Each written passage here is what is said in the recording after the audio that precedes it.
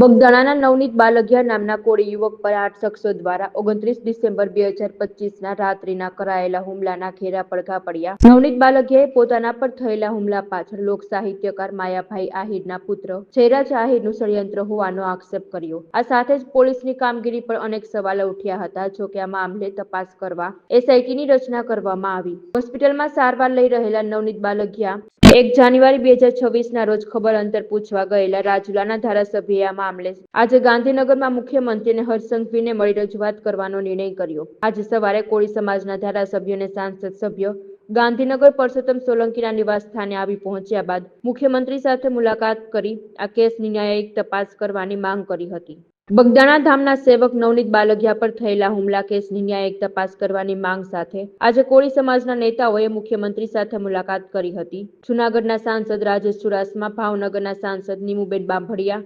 સુરેન્દ્રનગરના સાંસદ ચદુસિંહ હોરા, કેબિનેટ મંત્રી કુંવરજી બાવળિયા, પરસોત્તમ સોલંકી, હીરા સોલંકી સહિત 15 ધારાસભ્યોએ મળી મુખ્યમંત્રીને રજૂઆત કરી હતી.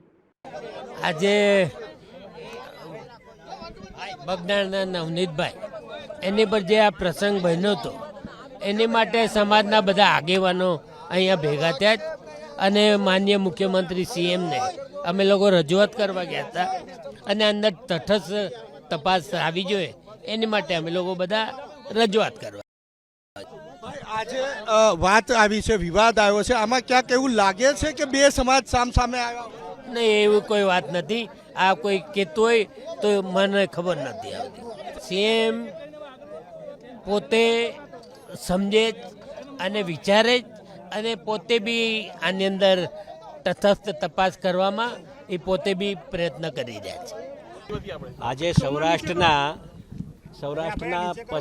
15 ધારાસભ્યશ્રીઓ, 3 સાંસદો, કેબિનેટ કક્ષાના મંત્રી શ્રી કુંવરજીભાઈ બાવળિયા, રાજેશભાઈ ચુડાસમા, કેન્દ્રીય મંત્રી નીમુબેન સહિત 15 ધારાસભ્યશ્રીઓ અને મારા મોટાભાઈ પરસોત્તમભાઈ સોલંકી સાહેબના અધ્યક્ષસ્થાને મુખ્યમંત્રી સાહેબ સાથે એક મુલાકાત કરીને એક આવેદનપત્ર અમે આપ્યું છે અને એ આવેદનપત્રમાં સ્પષ્ટપણે કહેવામાં આવ્યું છે કે જે ન્યાયની વાત છે, અમારે કોઈ સમાજ ટુ સમાજ પ્રત્યે કોઈ આ પ્રશ્ન નથી.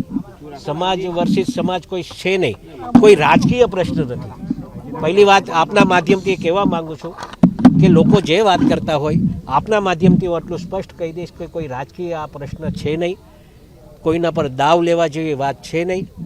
નવનીતભાઈને ન્યાય મળે અને સાચી દિશામાં ક્યાંક એવું લાગે છે નવનીતભાઈને કે ભાઈ આ સાચી દિશામાં તપાસ નથી થઈ રહ્યો અને એના કારણસર આ તપાસ થવી જોઈએ અને આ તપાસ બીજા કોઈને સુપૃત કરે, ડીઆઈજી લેવલે તપાસ થાય, એસઆઈટી બને, એના માટેની એક રજૂઆત થઈ છે. અને સંપૂર્ણપણે આ ન્યાય અન્યાયની લડાઈ છે, અસામાજિક કોના સામેની આ લડાઈ છે. એટલે કોઈ સમાજ અસામાજિક હોતો નથી, પણ વ્યક્તિ જે અસામાજિકો છે એને દંડ આપવા માટેને આ કાર્યવાહી કરવા માટે આખો સમાજ અમારો એક રીતે થયેલો.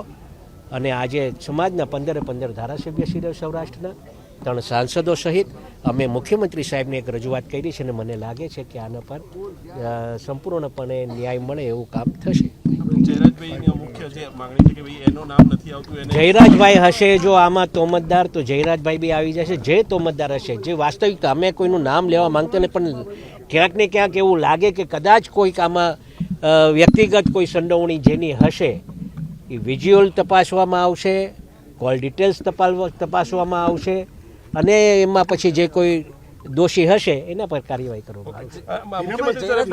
શરૂઆતમાં જ્યારે આ વિવાદ થયો ત્યારે પોલીસ તરફથી એવું નિવેદન હતું કે આ તો બાતમી દારૂની ને એ બધું છે.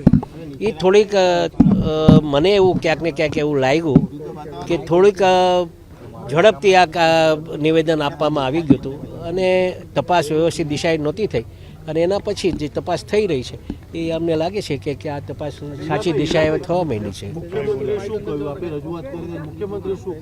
મુખ્યમંત્રી સાહેબે સ્પષ્ટ કીધું છે કે આમાં જે ન્યાયની વાત હશે, જે સાચું હશે એ જ કરશે. સરકાર એમાં સહયોગ આપશે.